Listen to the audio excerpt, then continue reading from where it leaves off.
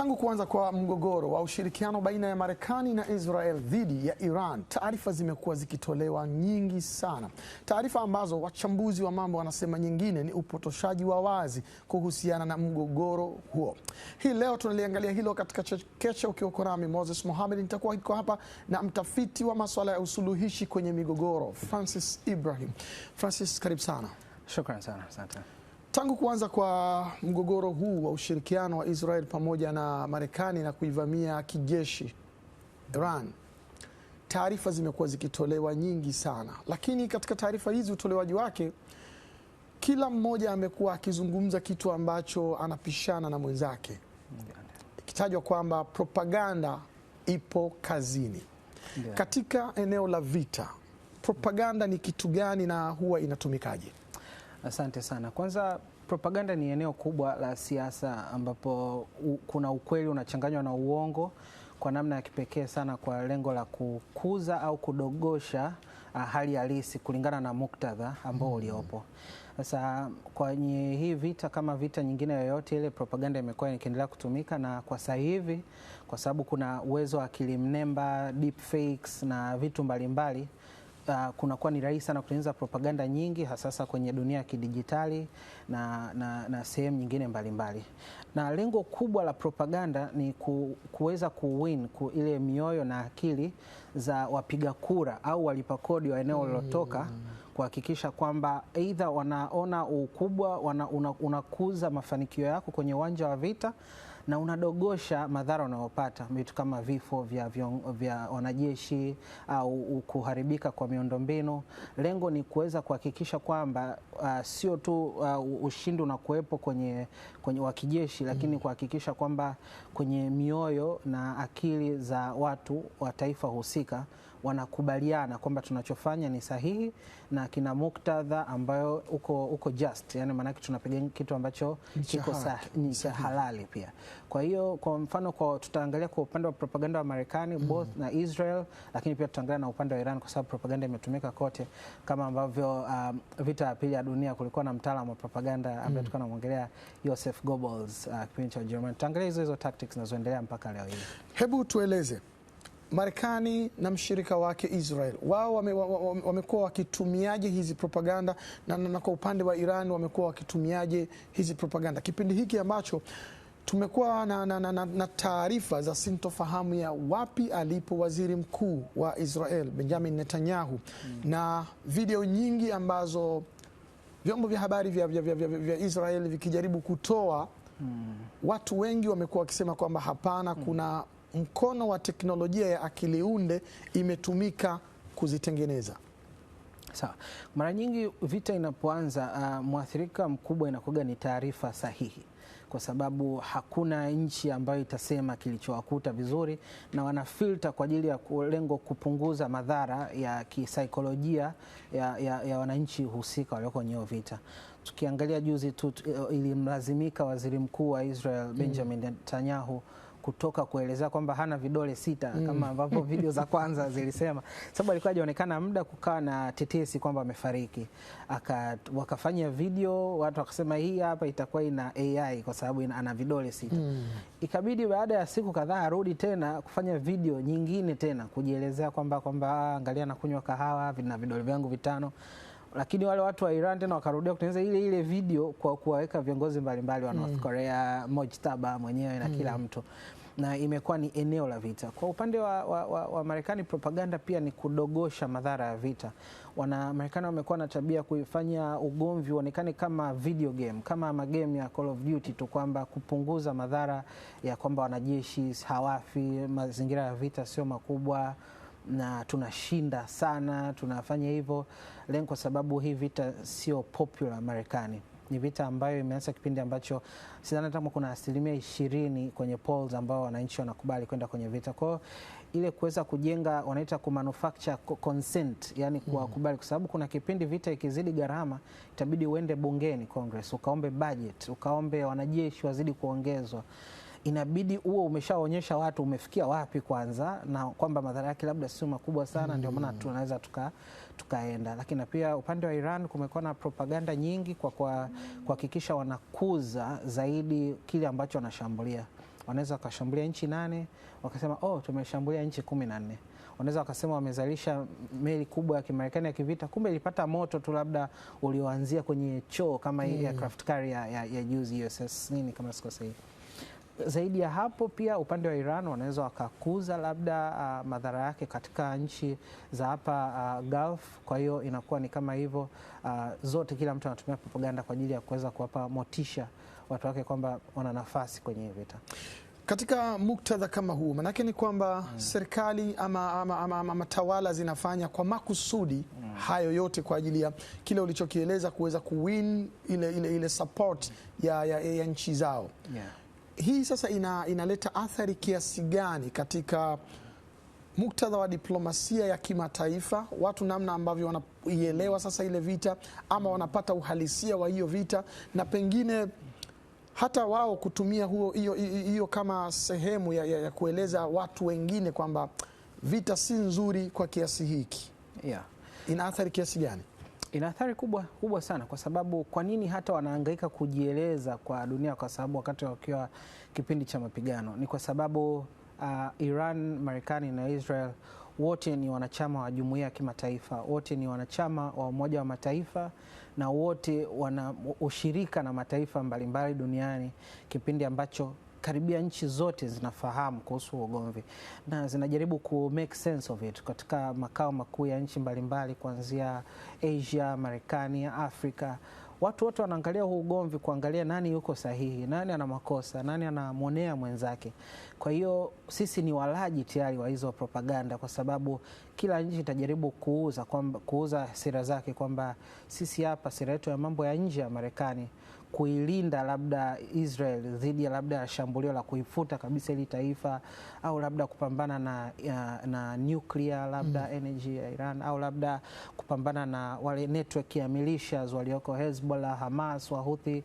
Kwa hiyo kila mtu atajaribu kuuza sera zake, na sisi kama walaji wa kwenye jamii ya kimataifa ni moja kati ya watu ambao tunalengwa, na lengo lao pia ni kuhakikisha kwamba aidha tunaamua kushirikiana katika kupambana hili na pamoja, au labda kwa lengo jingine labda kuweza kukataa ushirika, kwa sababu kila nchi inavyokuwa ikielezea labda Israel ina shida na hivi, labda Iran ina shida na hii, wanajaribu kuweza kuhakikisha jamii ya kimataifa inaelewa position yao na kuhakikisha pia wanaweza wakapata msaada pale utapohitajika, aidha wa kidiplomasia kama ni kura kwenye Baraza la Usalama wa Taifa, Security Council, au Umoja wa Mataifa tu kawaida, na au ushirika wa kibiashara. Yote ni kujaribu kuconvince wanachama wengine wa dunia kwamba wanachofanya ni sahihi. Na kwa namna unavyotazama, wanafanikiwa katika hayo ambayo labda ni kama malengo na hizi mbinu ambazo wanazozitumia katika propaganda?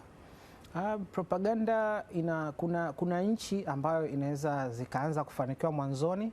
Marekani alianza vizuri propaganda yake mpaka wakaweza kuanzisha ile vita ya siku 12 mwaka jana.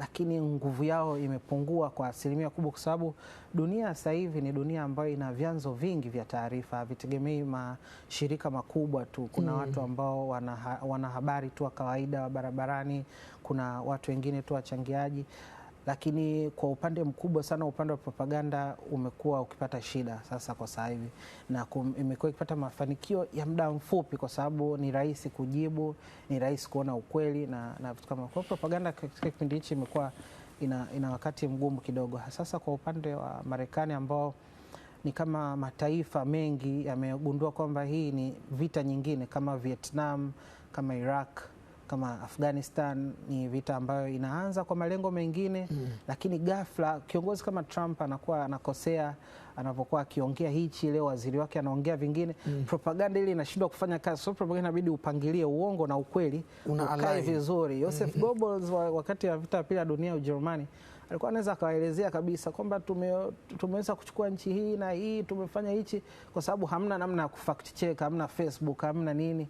Sasa hivi unaweza ukadanganya kiongozi mwingine Twitter akajibu, profesa anayefundisha Tehran huko akasema kwamba anachosema cha uongo na akaweza kurekodi na simu. Kwa propaganda imekuwa ikipitia changamoto, lakini bado inafanya kazi. Umemtaja rais wa Marekani pamoja na wasaidizi wake, wakati fulani waziri wa vita, lakini pia waziri wa mambo ya nje wa Marekani. wamekuwa wakitoa kauli kuzungumzia swala moja, lakini katika mitazamo tofauti. Wakati huo huo ikitajwa kwamba Israel imeweka limitation ya access to information, kama ambavyo inatajwa kwa Iran wenyewe kupitia kuzima kwa kiasi kikubwa internet. Katika muktadha kama huu, na wakati mwingine Rais Donald Trump amekuwa akijibu wazi waandishi wa habari kwamba hilo swali unalolisema haliwezi kuulizwa na mtu kama wewe, kwa sababu wewe chombo chako cha habari hakiaminiki, hatupaswi kujibu swali la aina hiyo. Kwa namna hii propaganda inaathiri vipi sasa watu wengine pia na hata watu wa ndani ambao pengine wanataka kujua kutoka katika eneo moja na eneo jingine, lipi ni eneo lenye hatari zaidi, lipi ni eneo ambalo ni salama zaidi, lakini viongozi wanakataza watoa taarifa, katika maana wanahabari, kuweza kuaccess hayo maeneo na kutoa taarifa.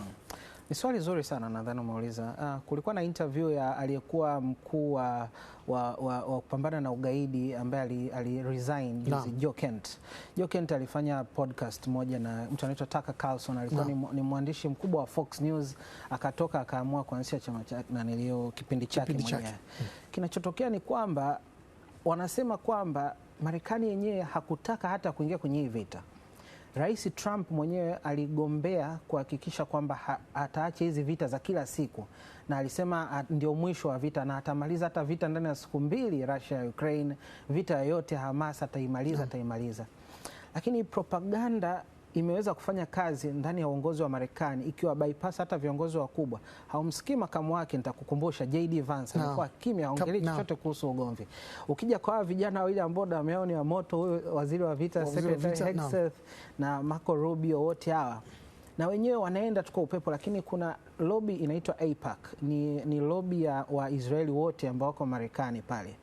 Ukiangalia na watu ambao sio viongozi wa serikalini kama Jared Kushner au Stephen Witkoff, watu ambao wako karibu na jamii ya Kiisraeli, wako karibu na wafanyabiashara wa Kiisraeli, na ambao wako kwenye sikio. Trump ni kiongozi ambaye anamsikiliza mtu wa mwisho aliyemwambia kitu, ndio anachofanya hicho. Kwa hiyo propaganda zinaweza zikawa imefikia kwa nafasi ya juu, ikabypass bunge, likashindwa kutoa hata ruhusa, ikabypass watu wenye akili. Hata viongozi wa idara ya usalama wa taifa wanaweza wakawekwa pembeni kwa sababu kuna propaganda zimewafikia huko juu. Waziri tu wa ulinzi wa mambo ya nje na rais, kinakuwa ni kisaiko kidogo, na wachambuzi wengi wamelalamika kwamba ni ngumu kumaccess hata rais hivi, kwa sababu wamelindwa na jumuiya ya watu wa Israel na vitu kama hivyo. Kwa hiyo inaweza ikaathiri, ikapeleka nchi nzima kwenye vita, kwa sababu sio tu wananchi hawana taarifa ya ukweli, rais mwenyewe anaweza akakosa taarifa za ukweli kukiwa na upepo wa propaganda, especially kama una nguvu za fedha kama lobby group ya AIPAC ambayo iko nyuma ya vitu vyote. Mbali ya vita ambayo inapigwa sasa hivi ya propaganda, pia tunaona vita ya kijeshi ikihama kutoka kwenye makabiliano ya wanajeshi kwa wanajeshi kwenda katika vyanzo muhimu vya kiuchumi, hususan katika eneo la nishati. Ndio. Umeliona hilo Francis pia? Inaitwa escalation ladder. Inaitwa escalation ladder. Maana yake unazidi kupanda. Unaweza kuanza na ngumi. Escalation ladder ya ngazi. Mtu anaweza kaanza na ngumi, mwingine akatoa kisu, mwingine akasema bwana, kisu kimezidia, natoa bunduki, mwingine atatoa bomu. Kwa hiyo tunazidi kwenda huko. Shukrani sana Francis. Hebu kwa wakati huu twende katika mapumziko mafupi, hafu tukirudi hapa tutarudi na ile kauli aliyotuambia Francis ya escalation ladder, kwamba mapigano yameanzia chini, sasa yanazidi kuhama, na hivi sasa mapigano yamehamia katika upande wa nishati. Vyanzo muhimu vya nishati katika ukanda wa Ghuba vimekuwa vikishambuliwa na taifa la Iran, lakini wakati huo huo pia Israel pamoja na Marekani wenyewe wakivishambulia vyanzo hivyo vya taifa la Iran. Jina langu ni Moses Mohamed.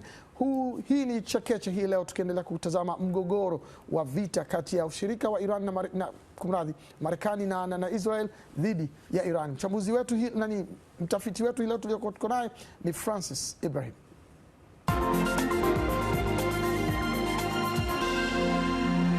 Karibu kwa mara nyingine tena katika Chekeche weekend hii, ukiwa uko nami Moses Mohamed, pamoja nami ni mtafiti wa masuala ya suluhishi kwenye migogoro Francis Ibrahim, na tunaangazia mgogoro unaoendelea kati ya ushirika wa Israel na Marekani dhidi ya Iran. Tumeangalia kwa upana sana swala la taarifa, namna ambavyo limekuwa wana nafasi kubwa katika vita hivyo. Na mwishoni, wakati tunakwenda mapumziko, Francis, nilikuuliza kuhusiana na masuala ya nishati.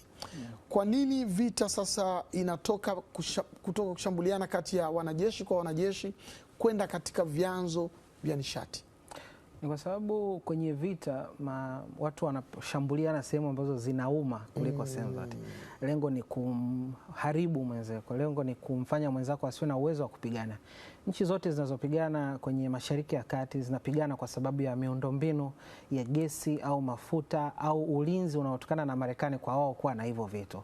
Kwa hiyo ukigusa eneo la uchumi ambalo linawapa nchi ujeuri au namna ambavyo wanaweza kuendesha maisha yao kila siku, anaweza akakuelewa kwa lugha rahisi zaidi kwamba hapa ndipo ugomvi unapotakiwa uishe. Kwa hiyo ndio ambacho tulikuwa tunaangalia inaitwa escalation ladder, kwa sababu mara kwanza walikuwa wanagusa maeneo ya kijeshi tu, lakini kwa sababu kuna eneo linaloitwa Kag Island nje kidogo ya kisiwa kilichopo Iran ambacho kinahusika na 90% ya mafuta yanaondokea kisiwa kinaitwa Kag Island kilishambuliwa, ndipo ambapo Iran na waziri wa mambo ya nje Abbas Araghchi akaambia kwamba wataanza na wenyewe kushambulia miundombinu ya nishati, na tunaweza tukaona kuna bandari ya Haifa ambao wana refine mafuta ya Israel iliweza kushambuliwa, kuna LNG ya Qatar, kuna maeneo ya Saudi haijaanza kuguswa, lakini kuna kikundi cha Wahuthi wale wa Yemen wakianza na wenyewe wataendelea kuigusa, na hata kusafirisha hata hayo mafuta imekuwa issue sasa kwenye mlango wa Hormuz, kwa sababu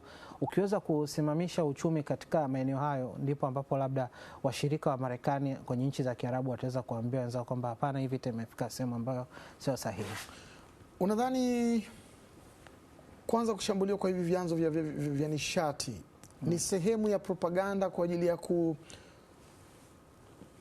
kupeleka upepo wa uelewa wa hii vita na vitu vingine, sasa watu wahame katika athari nyingine, waanze kushughulishwa na namna ambavyo pengine ukosefu wa nishati, pengine gharama za kupata nishati kadri zitakavyokuwa kubwa, kwamba hii inawezekana pia ikawa ni sehemu ya propaganda strategically? Yeah, strategically unaweza ukasema hivyo, kwa sababu ni utekelezaji wa propaganda. Propaganda ili iweze kutimia inabidi either hiyo imetekelezwa kabla au inakaribia kutekelezwa, ndio maana inatangazwa. Kwa hiyo kushambuliwa kwa vituo hivi vya nishati ni kitu ambacho kiliongelewa kwamba wanaweza wakafika hiyo level. Hata mitambo ya kuzalisha maji, ukiangalia Afrika Mashariki ya Kati hawana maji mengi, kwa hiyo wamesema hata hivyo pia vitashambulia desalination plant ambayo inatoa maji ya chumvi kwa maji ya kawaida. Ni eneo ambalo pia limewekwa kwa sababu wanajua wanaweza kupanda mpaka ikafika level ya nuclear. Wanaweza, lakini ni lengo ambalo sasa wanajiwekea kwamba kwa malengo ya propaganda kwamba mkigusa hichi na sisi hatuwezi kaacha hivi, lazima tuwaambie wananchi wetu wamefanya nini. Kwa sababu unaweza kukumbuka Qasim Soleimani, kiongozi wa IRGC, alivyouliwa Iraq na Marekani. Iran waliwaambia Marekani lazima tujibu, lakini sasa tunajibuje? Wakaambia tutashambulia bei zenu zilizopo Iraq, lakini muondoke kabla. Wakashambulia. Kwenye ile vita siku 12 pia Marekani alivyoshambulia nuclear site za Iran wenyewe waliwaambia kwamba sasa tutalipa, lakini sasa uzuri wa Iran wanawaambia kabisa kwamba tutashambulia labda facility hii hapa Israel, tutashambulia Qatar labda ambayo iliruhusu hizo vifaa viondokee vya makombora. Kwa hiyo ni kitu ambacho kimekuwa kikiendelea na kinaweza kukua kulingana na mahitaji ya vita na upande wa pili kitachofanya. Mara nyingi inakuwa hivyo. Francis, hebu tutazame katika ramani ili tuweze kuelewa kwa undani kile ambacho unachotuambia kuhusiana na maeneo ambako ni vituo vya uzalishaji mafuta na namna ambavyo vinashambuliwa. Hii ramani ni ya Mashariki ya Kati. Ukitazama kuna mataifa ambayo kwa namna kubwa sana yanahusika katika hiyo vita inayoendelea. Hapa tunalo taifa la Iran, tuna Oman, tuna Falme za Kiarabu, tuna Qatar na mataifa mengine ya karibu Iraq.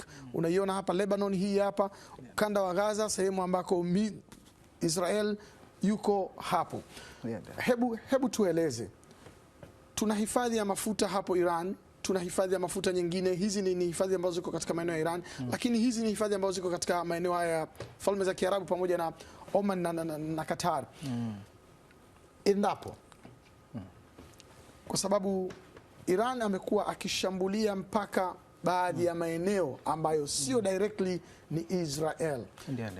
Nini ambacho unachoweza kutuambia katika ile hali ya athari ya vita hivi iwapo watashambulia maeneo hayo?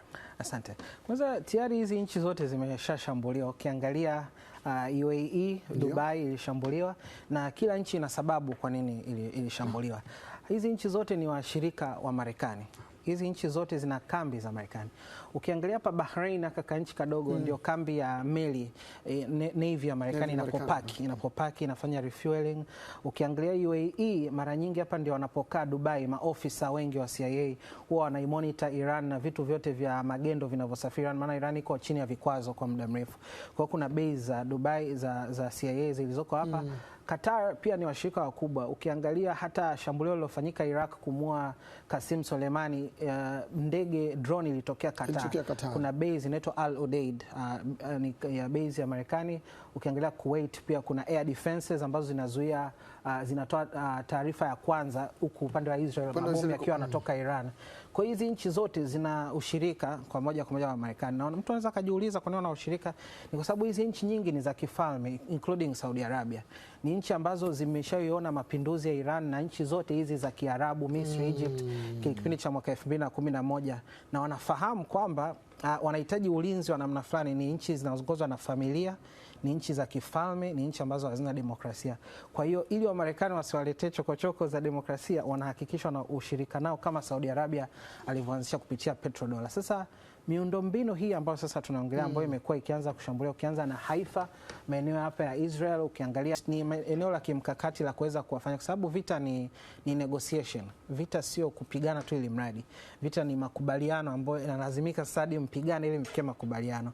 Na kwa kushikilia maeneo ya kiuchumi hivi na kuweza kusimamisha hata hizi reserve zote zisitoke, maana yake unasimamisha huu uchumi. Hata kwa sababu bila mafuta haya maeneo yote ni mchanga tu. Kwa hiyo ndio maana wamefanya eneo la nishati au na miundombinu ambayo ina support hiyo iweze kuwekwa pembeni muda wa vita, kwa sababu itafanya watu warudi kwenye meza ya mazungumzo haraka sana wao, au kwa hamasisha ushirika wa Iran na Israel.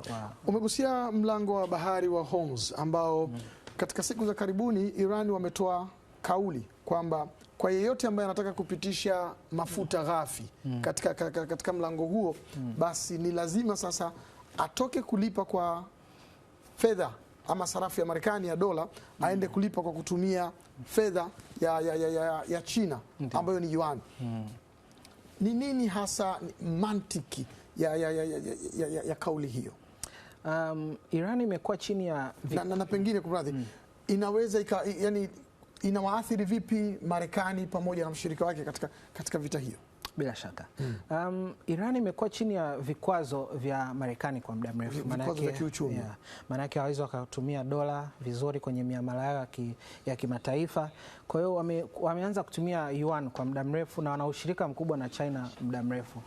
Na ukiangalia foundation ya dola inatokana na nchi kubwa ya Saudi Arabia. Miaka ya zamani kidogo, Saudi Arabia waliweza kuingia makubaliano na Marekani ya petrodollar kuhakikisha kwamba bidhaa yoyote ya mafuta itauzwa kwa dola, na kama Saudi Arabia producer mkubwa alikubali, maanake hizi nchi zote zenye mafuta ziliingia kwenye mfumo wa kuuza kwa dola. Ni mfumo ambao umekuwa kufanya kazi hadi leo.